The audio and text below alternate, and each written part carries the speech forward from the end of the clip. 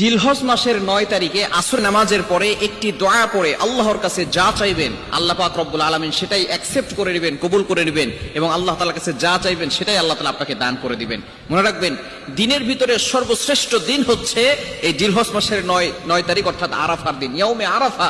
আরাফার দিন হচ্ছে সবচেয়ে দামি দিন। রাতের ভিতরে সর্বশ্রেষ্ঠ রাত হচ্ছে লাইলাতুল কদর, তবে দিনের ভিতরে সর্বশ্রেষ্ঠ দিন হচ্ছে আরাফার দিন। এখন বিশেষ করে আমাদের বাংলাদেশ ভিতরে একটা দ্বন্দ্ব হয়ে গেছে, আরাফার দিনটা আসলে কবে।